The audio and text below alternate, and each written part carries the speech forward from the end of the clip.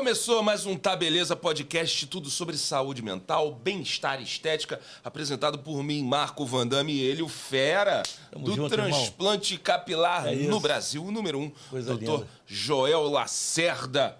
Mas a gente não pode começar esse episódio sem antes o Triplo C. O Triplo C curtiu, comentou, compartilhou pra gente, é necessário para vocês também, porque fortalece o canal. É verdade. E a gente traz mais conteúdo, a gente com mais moral, traz só a gente com moral aqui. E é importante, porque é o seguinte, você curte o vídeo e outros do tipo vão aparecer no seu trilho. Aí, no canal Tá Beleza no YouTube. Ou então você tá vendo outra coisa, mas aí você vai lembrar, tem vídeo novo, vai aparecer aí no trilho, no YouTube. Então é fundamental que você curta e, claro, né, se inscreve no canal, que vai ajudar bastante a gente. Olha só, hoje temos mais uma convidada de peso. Ela já foi lá na FM o Dia, o programa foi sensacional. Ela é psicóloga, especialista em terapia cognitiva, estresse, burnout, trabalho sobrecarregado, ansiedade, produtividade, mundo digital. Ou seja, tudo que nós estamos envolvidos. Mas eu estou precisando muito. Doutora Thalita Martignoni, seja muito bem-vinda ao Tá Beleza Podcast. Pelo comparecimento. Muito obrigada, é um prazer estar aqui, Joel Vandame. É uma honra participar do Tá Beleza. Falei certo, Martignoni? Certíssimo. Olha a cobrança, olha a cobrança. Olha o estresse, olha o estresse. Olha o estresse. E a gente estava conversando aqui, fora da gravação aqui do nosso episódio, de como a vida hoje em dia é afetada por diversos pontos, né? Tem o estresse, não saber lidar com o estresse que gera o burnout, que, por sinal, eu tenho muitas dúvidas. Qual é o impacto hoje que o burnout está tendo na nossa sociedade e como identificar os sintomas dele? Você falou um ponto importante. Nós estamos cansados. Onde você anda, tem alguém que não dormiu bem, que está reclamando da sobrecarga. A percepção é de que nós não estamos conseguindo dar conta, fazer face às várias demandas da vida. E esse estresse contínuo, essa forma de viver acelerada, sobrecarregada, tem consequências, tem impacto na nossa saúde. E a gente percebe isso diretamente na nossa saúde física. A gente vai se sentir mais estafa, sobrecarga, às vezes distúrbios do sono, adoecimento físico mesmo, problemas gastrointestinais, perda de cabelo. O estresse ele predispõe as pessoas ao adoecimento, seja o adoecimento físico e também o adoecimento mental. Nós temos uma população muito ansiosa no Brasil. A quantidade de sintomas que nós podemos elencar que advém do estresse crônico é, assim, algo que a gente ficaria aqui o dia todo falando disso. Mas a gente não precisa falar, porque as pessoas estão sentindo. Quem está em casa vai se identificar com isso. A gente acorda de manhã e pensa na quantidade de coisas que precisa fazer, e a gente muitas vezes abre o telefone e encontra várias mensagens de que vamos lá, vamos matar um leão por dia, hoje o dia vai ser maravilhoso. E como é que a gente termina o dia? Muitas vezes a gente termina com essa sensação de que, poxa, não consegui fazer nada do que estava na minha lista. Aquela sensação de impotência, de insuficiência, vai trazendo, né, esse adoecimento. É impressionante. Parece que você está falando comigo, para mim. Eu tenho a sensação de todo dia...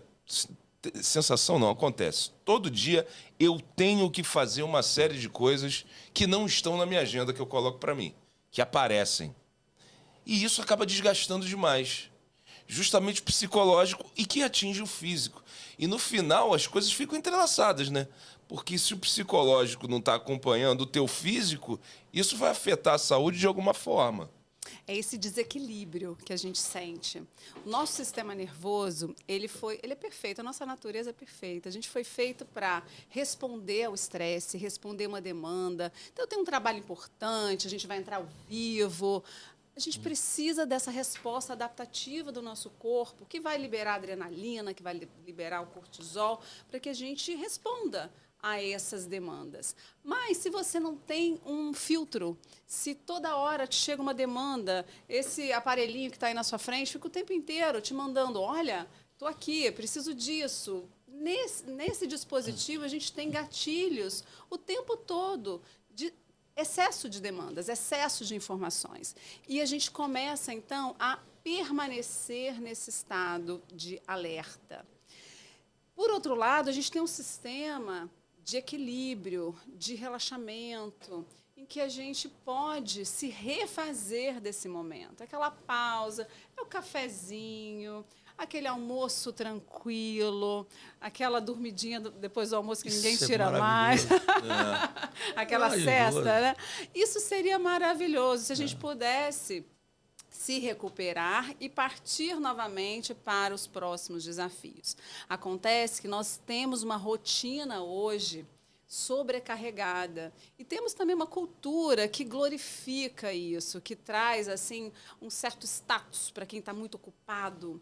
As pessoas, elas às vezes chegam, né, a se gabar de como eu trabalhei hoje, como foi maravilhoso. Mas como é que está a saúde? Eu pergunto o seguinte, vou fazer uma explanação aqui curta, depois uma pergunta. Sim. Os animais, geralmente, a gente só difere dos outros animais por causa do desenvolvimento do intelecto, né? Eu não vejo nenhum animal ser multitarefa. Aí vem a pergunta, o ser humano, ele é multitarefa?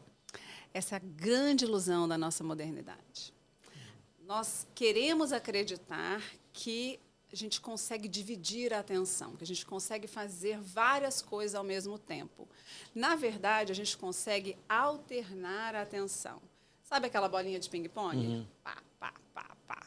O que acontece depois de você jogar uma partida dessas? Você se cansa. E esse cansaço não está sendo sequer notado. Ele é invalidado. Ah, tá cansado? Toma uma xícara de café. Então você é frouxo. Vamos mole. continuar o É dia. mole, pô. Né? Isso é maravilhoso. E essa individualização desse fenômeno, né, parece que eu é que não estou conseguindo. Né? Essa é a grande, acho que a grande questão do burnout. É a crença de que eu estou falhando, eu não estou conseguindo, porque todos conseguem. É uma falácia. Nós não conseguimos dividir essa atenção. Isso é prejudicial. E hoje, um grande aliado do manejo de estresse é justamente essa técnica de mindfulness, que é a atenção plena. Eu estou aqui presente com você.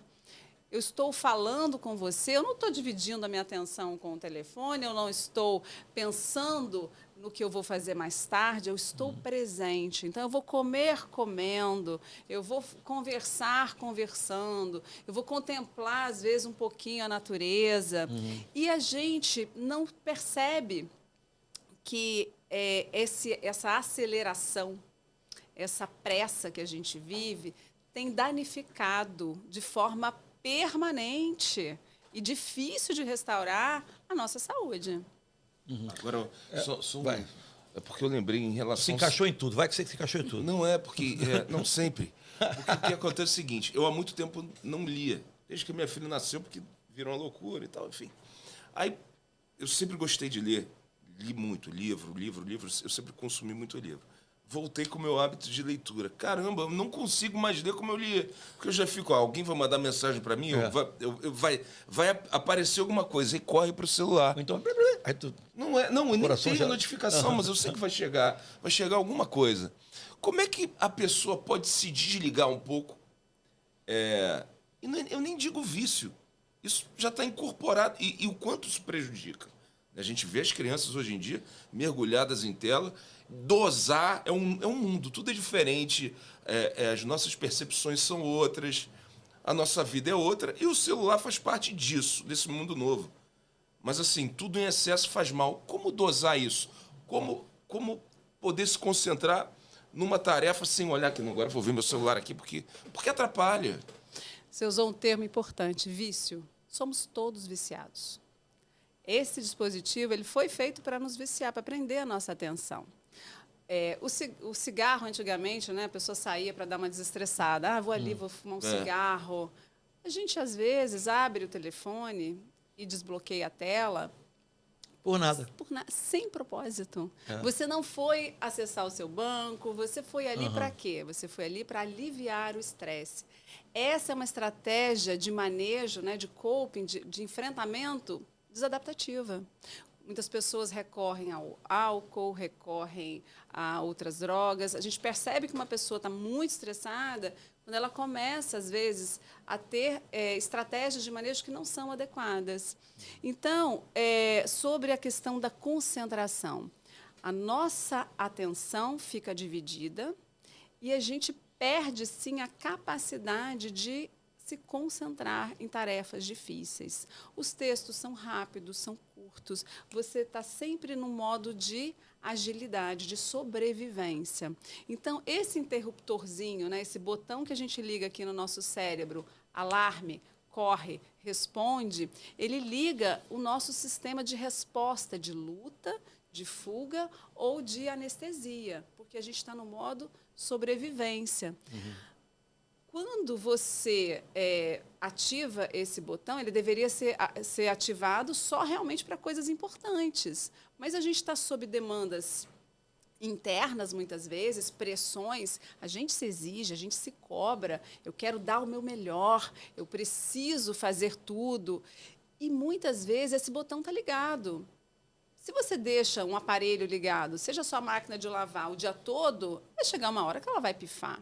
Então, a gente começa a pifar de verdade. A gente começa a pifar na concentração, a gente começa a ter dificuldade de frear os nossos impulsos, porque nesse equilíbrio do nosso sistema nervoso, a gente tem como se fosse assim, um castelo, em que eu tenho o guarda-costas, o guarda do castelo que está ali respondendo, mas eu preciso ter um momento do jardineiro, que vai fazer a limpeza, que vai cuidar, que seria essa outra resposta, né, do nosso sistema nervoso parasimpático, que ele vai digerir aquela informação do dia, a gente vai pensar com calma.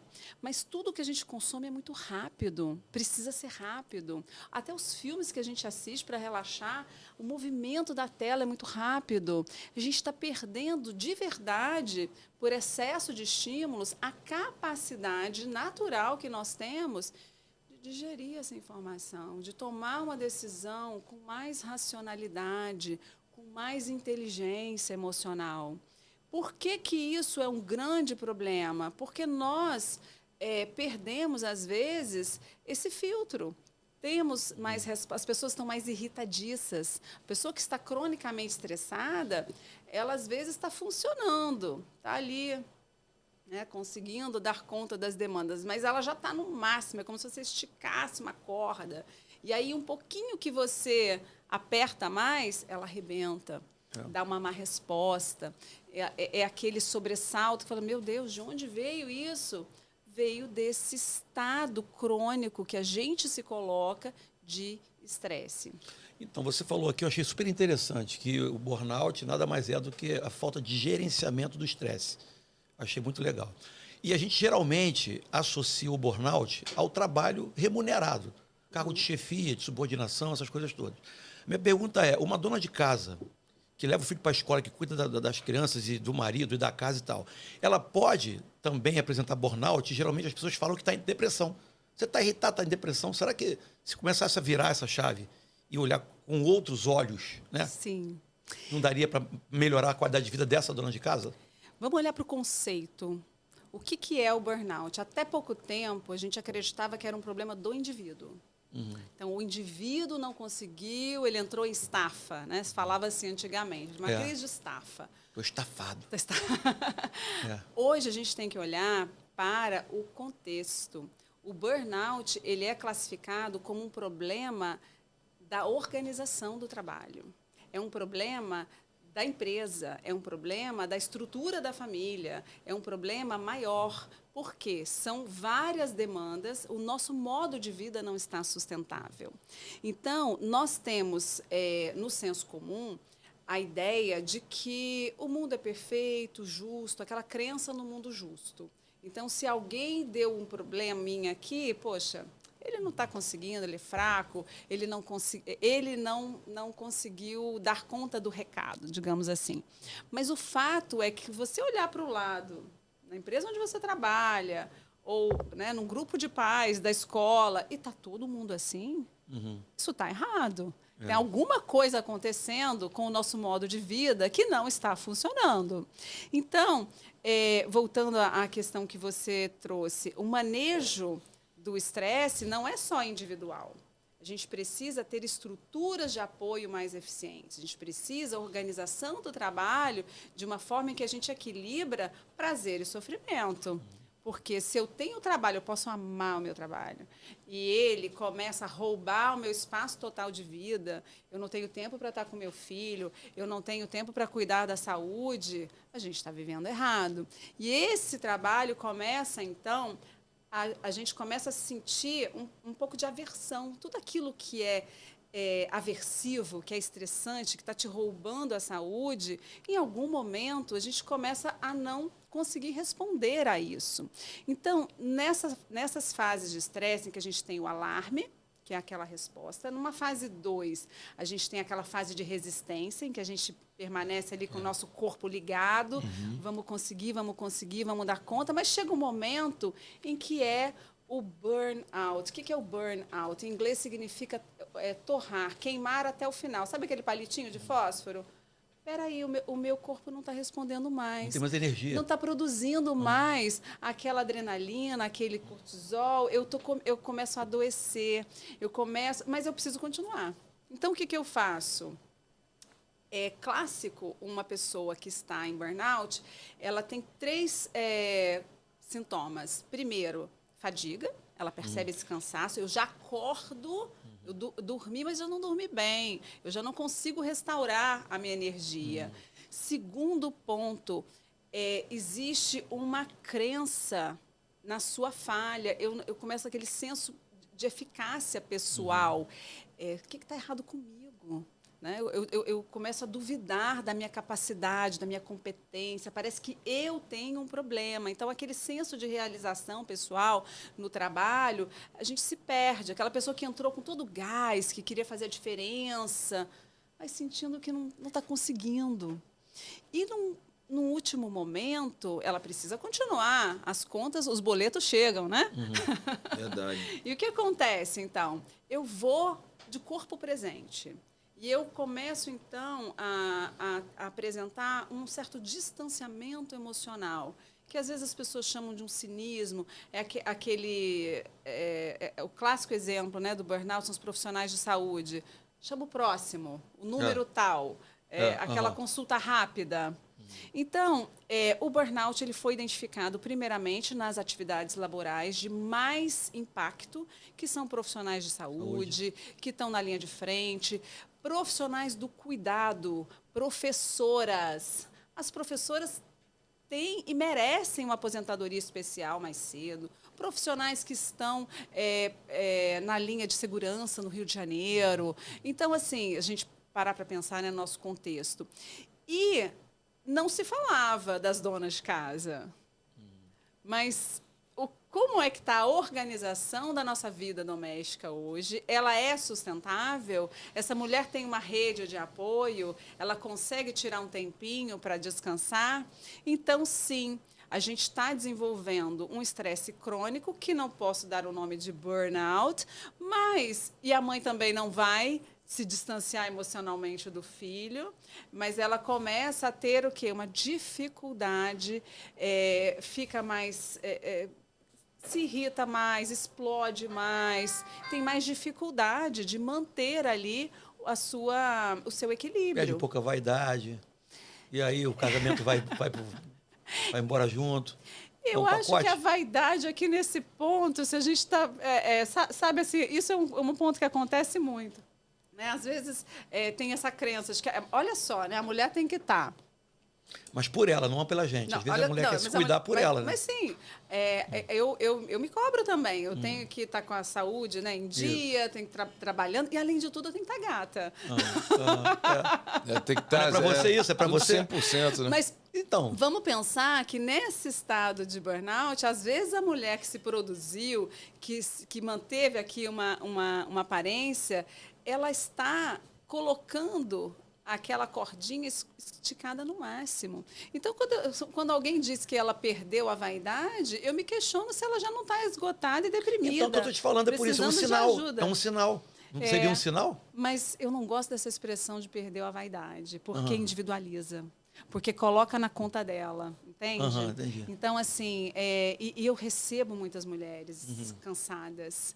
E elas contam dessa cobrança, né? Sim. Hoje a gente tem uma pressão estética sobre as mulheres que é uma coisa assim, é surreal o que se espera de uma mulher comum. Sim. E o que você acha sobre isso, essa cobrança estética? Aliás, eu vou ampliar, tá?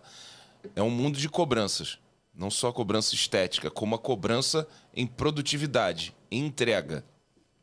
Tudo isso tem consequências, vai acarretar em alguma coisa. A gente tem aquela síndrome da Mulher Maravilha. Ela vai dar conta de tudo.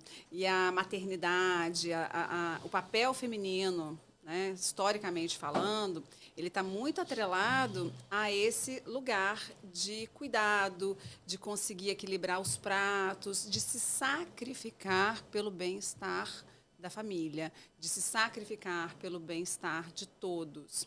Acontece que esse autossacrifício está adoecendo as mulheres. As mulheres estão tendo mais problemas cardíacos, pressão alta, estão deixando, às vezes, elas estão padecendo nesse cenário. Então, quando a mulher entra nesse estado de burnout e nem identifica isso, as mulheres chegam no consultório, muitas vezes eu estou deprimida, ou eu estou ficando louca, eu já não estou conseguindo mais nada. Estão realmente assim precisando daquele colo, daquele momento assim de você fala, peraí, vamos aqui colocar todas as suas funções, todos os seus papéis na mesa. E aí eu pego pessoas que estão assim querendo abraçar o mundo ou tendo que dar conta, né, de chefiar uma família, de trazer dinheiro para casa, fazer um esforço em comum e ainda é exigido que ela esteja, né, com essa aparência Deixa eu fazer uma pergunta estética. aqui. Eu lembro que eu era, quando molequinho, meu compromisso era ir para a escola. Uhum. E não era legal também não, tá? Só esse eu já ficava, pô, não queria jogar bola. Só tinha esse compromisso. As crianças de hoje em dia têm mais compromisso do que eu. Entendeu? Isso é positivo? Não. Onde isso vai se desdobrar? Em que idade? Só na velhice ou na adolescência ainda? Pois Idade é, adulta? a gente tem uma crise do brincar. A criança ela se desenvolve na brincadeira. A gente tem crianças com analfabetismo físico, não sabe correr, não sabe pular. Legal esse termo. E isso traz efeitos também na cognição. E existe uma pressão já desde cedo, né? A mesma pressão que os pais imprimem para si de vencer. A nossa geração teve isso, né? A gente vai vencer na vida, vai ser alguém, vai ter que passar no vestibular, fazer alguma coisa. Hoje a gente tem isso uma alta potência. Então, os pais muito preocupados com o desempenho, com essa escolaridade. Então, enchem realmente as crianças com muitas atividades, mas isso nem é o principal. Eu acho que o principal, assim, que eu vejo de prejuízo é essa desconexão que a gente começa a ter com a criança, desses momentos em que a gente está ali presente para atender as necessidades, para suprir esse ingrediente maravilhoso que a gente precisa na vida, que é afeto, conexão, estar junto, sem ter que fazer nada. Né? Isso é mais raro hoje. Existe exercício para você, como o Wanda me falou aqui, pô, tu está lendo ou está vendo na televisão e está vendo no telefone. Tem um exercício que realmente funcione para a gente desapegar um pouco disso. O que eu faço, Wanda? O que eu faço? Eu coloco no offline. Porque você não consegue nem mais soltar o telefone hoje em dia, né? Fica assim, ainda fica. Aí que eu boto em offline, não entra nada, filho. Tu vai ver que não tem nada. Aí responde todo mundo em offline, depois você coloca de uma vez só. Não sei se. Quando a gente não consegue mais ficar sem o telefone, esse é um sintoma de dependência. Eu preciso deste aparelho. Esse é um grande alerta vermelho. Mas tem acontecido muito, né? Com todos nós. Isso é viciante. É viciante. Tudo aquilo traz alívio. Então, eu não estou sozinho. E a gente começa a sofrer prejuízos na nossa capacidade de concentração. Para você fazer uma leitura, assim, como você diz, voltei a ler, que você realmente se concentra em uma questão difícil, você vai resolver um problema, geralmente a gente leva 20 minutos para entrar naquele estado de concentração. Se alguém interrompe, eu tenho que voltar tudo de novo. Imagina o TDAH aqui. Nossa. O transtorno de déficit de atenção e hiperatividade, ele é uma comorbidade, ou seja, ele é grande parte da nossa população, né, já tem, isso é um transtorno do neurodesenvolvimento, em que a pessoa já tem essa dificuldade de frear o impulso, de gerenciar o planejamento das atividades, aquela disciplina, o foco. Quando você associa isso a um dispositivo que te interrompe o tempo todo, que tem muitos estímulos, é realmente bombástico, né? É pólvora com fogo.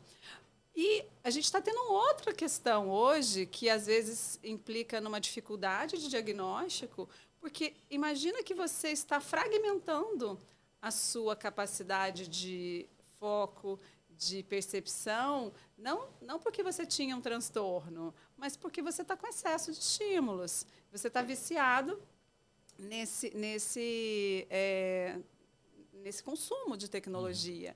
Então, muitas pessoas hoje estão tendo uma diminuição da memória, da concentração, do bem-estar, e parece muito com o transtorno, né? A gente está fazendo um transtorno causado mesmo. E o impacto disso nas crianças? Porque, assim, as crianças estão cada vez mais viciadas em tela, imersas aí nesse mundo digital. Assim, nem mundo digital, é de rede social, né? TikTok, YouTube Shorts, Instagram, Reels, né? Porque é viciante, tu vai passando o vídeo. E qual é o impacto disso? É criminoso. Eu acho que daqui a uns 20 anos, quando a gente olhar para trás, a gente fala assim, gente, a gente dava cigarro para as crianças? A gente dava... Eu tenho esse sonho. Assim, eu acho Martin que... Luther King, eu tenho um sonho Aham. de involuir essa loucura que está agora, porque Sim, não é possível. sim. Já existe até um movimento, né? A gente batalha por isso, para que a gente não ofereça, né, precocemente a tecnologia para as crianças. Por quê? Nós já temos esses processos todos instalados. A gente decorou a tabuada, a gente lidou com o tédio de ter que aguardar o desenho começar depois da propaganda. Depois que acabou aquela programação matinal, não tinha mais desenho para passar. Então, a criança ela lidava mais com o tédio, ela sabia regular mais a frustração e ela tinha a oportunidade de desenvolver essas faculdades superiores da forma natural. E a gente está fazendo o quê? A gente está cortando isso. A gente está interrompendo, a gente está rasgando ali uma etapa do desenvolvimento em que a gente vai ter uma população muito difícil, né? Uma geração com uma capacidade de raciocínio lógico, abstrato, com controle inibitório, com todas essas faculdades que a gente preza tanto, vai ser muito difícil. Por quê? Existe uma evolução no nosso cérebro, existe um processo de amadurecimento desses processos. Então, a criança de até 2 anos, por exemplo, a Associação de Pediatria Americana, ela recomenda que tenha 0 tela, 0 tecnologia. Por quê? Ela precisa do olhar do adulto, ela está formando a fala. A tela não tem... Calor humano. Às vezes, a criança ela imita o adulto, ela começa a falar porque ela observa o movimento dos lábios. E aí você deixa um desenho que não tem isso. Né? Então, não tem até o modelo. A família, às vezes, fala tudo igual, a família, os irmãos, né? O pessoal de Minas, do Rio, fala porque puxa muito o próprio familiar, né? Sim. Porque tem uma ente na família que fala diferente por conta do ídolo dele da internet. Pode acontecer? Porque ele vai construir a fala, o movimento. Isso aconteceu em Portugal. Em Portugal. O Lucas Neto. O Lucas irmão Neto, Felipe Neto faz sucesso lá. Explodiu tanto que as crianças estavam falando português igual carioca. do Brasil, só do Rio de Janeiro, pegando algumas expressões e os pais não estavam gostando disso. Isso aconteceu. Porque se torna uma referência. Então, o que a gente precisa é retornar um pouquinho, né, o nosso modo de vida natural, cuidar desse espaço e pensar nessa estrutura. Não é só uma técnica individual em que eu vou manejar o meu estresse, a gente precisa disso, claro, Mas a gente precisa também ter estratégias de enfrentamento que vão resolver o problema, que vão enfrentar isso de modo mais amplo, mais coletivo. Vou fazer uma pergunta aqui, até eu gosto sempre de orientar, de informar o leigo. Nosso canal tem um pouco disso, né? Quais são os sinais, antes do fósforo queimar todo, do burnout, que a pessoa pode já começar a ligar assim a anteninha e falar, cara, não está legal para mim, estou num caminho errado. Existe como diagnosticar isso? O próprio cidadão? É visível. A pessoa começa a sentir que ela não consegue, ela deita, mas não consegue pegar no sono. Ela faz uma pausa, mas não consegue descansar. Então, essa incapacidade de relaxar. A gente hoje não consegue relaxar. Isso já é um grande sinal. A falha na concentração, a gente começa a esquecer o nome, troca as palavras. Então, a gente começa a embaralhar um pouquinho aqui o nosso funcionamento cognitivo. Você sabe que toda vez que eu faço da beleza, eu me amarro. Todos os... Ele tem tudo, ele tem tudo. Sabe que ontem eu estava na rádio, aí, pô, tô lá há quase 3 anos, né? Então a gente fica vendo as mensagens no celular da rádio. E aí eu entro lá, tem um código, a senha, né, do celular. Eu, de uma semana pra cá, comecei a esquecer a senha. Tipo, pô, mas eu tô aqui todo dia. Aí eu mandei ontem, eu fiz o programa sozinho, mandei mensagem pro França. França, eu tô esquecendo a senha aqui eu entro toda noite. Eu acabei de bloquear agora meu cartão. Não lembro da senha. Eu jurava que a senha é aquela, não é? Aí paguei no Pix. Não, e a gente está colocando tudo na conta do vírus, né? Foi o Covid. Mas então, essa máquina com defeito de ter coisa mas não foi só a Covid, Sim. foi o estresse também da Covid. Mas você acha que a Covid acelerou, a pandemia acelerou esse processo? Com certeza. Foi um período em que a gente teve que lutar pela nossa própria sobrevivência, isolados. A gente viveu ali um tempo muito prolongado de estresse, né? A gente tem as sequelas disso hoje, com certeza. Agora, Thalita, assim, de uma maneira geral, a gente sabe que é difícil, mas para a gente dar um norte para as pessoas, todo mundo está envolvido em algum tipo de síndrome dessa, de alguma forma. Como evitar? O que fazer para isso não se tornar um ponto insuportável, um ponto que comprometa a vida da pessoa? Bom, em primeiro lugar, a gente precisa reconhecer, né? Olhar para o que está acontecendo. A gente vai ter estratégias de lidar com esse problema. Quando a gente tem um problema, a gente tem 4 possibilidades. A gente enfrenta.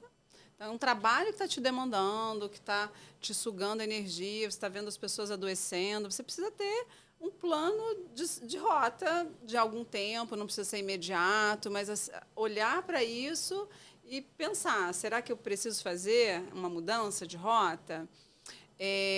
Não posso, eu tenho que me manter nesse ambiente, eu vou permanecer nesse ambiente que está tóxico. Hoje está muito em moda, né? Se você falar, eu estou num lugar tóxico, tenho um chefe tóxico.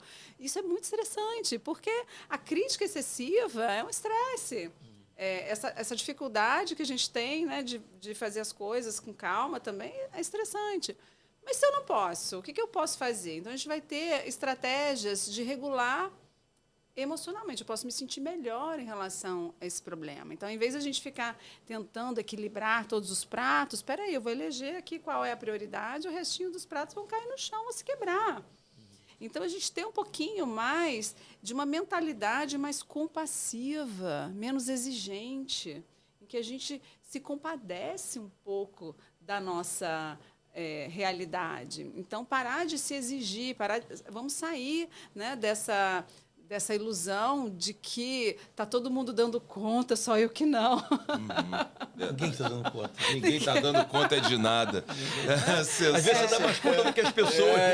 E nem sabe. E nem se valoriza por isso, né? Sim, e um outro ponto de manejo é a gente praticar essa tolerância, essa flexibilidade. Se a gente tem algo que é um evento estressor, algo que me causa um desconforto, eu não posso ter uma ideia de que isso é terrível e eu vou me manter ali. Isso é catastrófico, meu Deus, eu não estou aguentando. Chega um momento que o teu cérebro ele é obediente, ele vai entender que você não está suportando e ele tem que ligar o alarme. Então, a gente vai ter que trabalhar essa tolerância a essas frustrações do nosso dia a dia. ou então a gente permanece infeliz, né?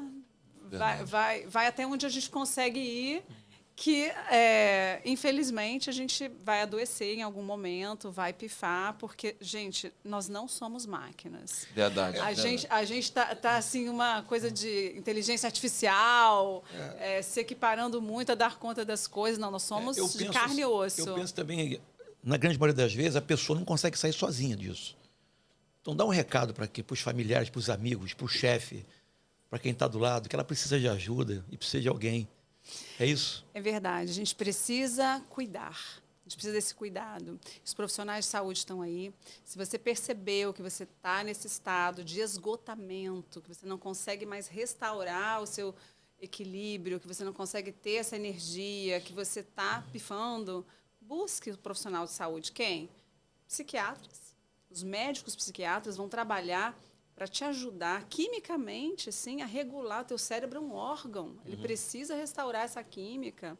E existe um tratamento. As pessoas tomam muito remédio hoje sem indicação. Sim. O tratamento adequado. E busquem os psicólogos. A gente pode ajudar nessa fase difícil, trazer, né, estratégias mais adaptativas, questionamentos, te ajudar a atravessar essa tempestade. Doutora Thalita Martignoni, muito obrigado pela sua presença, participação aqui no Tá Beleza Podcast. Foi muito bom. O microfone é seu, projetos, redes sociais, fica à vontade. Rapidinho, não é muito conhecimento para pouco tempo, não. Mas vai voltar, né? Né? É bom que a gente divide em vários, né? Brilhou. Agora eu fico toda. Estou aqui com o Van Damme e com o Joel. É uma honra estar aqui com vocês nesse programa maravilhoso. Sou fã de vocês. Obrigado. E sim, voltarei aqui assim que me chamarem. Estou super disposta. Eu tenho o Instagram, @talitamartignoni.psi. Estou no YouTube também, com o mesmo nome, Thalita Martignoni. E podem me solicitar. Como é que escreve o Martignoni, para as pessoas procurarem direitinho? Vai aparecer aí. Ali, ó, sua câmera ali. Ó. É com G mudo, Martignoni. Martignoni, tá certo. Italiano. Bom, não deixe de se inscrever no canal. E mais importante de tudo é você curtir esse vídeo. Porque outros do tipo vão aparecer aí no seu trilho. Como é que é? Triple C! Curtiu, compartilhou, comentou, mandou pro seu amigo, marcou. Faz você imaginar. Agora, olha só, é sério. Isso é importante pra gente, pra vocês, que alcança mais pessoas. E a gente traz só gente assim, ó. Só bestia, só brabo. É verdade. E não esqueça de colocar também a sua sugestão de pauta aí nos comentários. Até o próximo Tá Beleza Podcast. Tamo junto.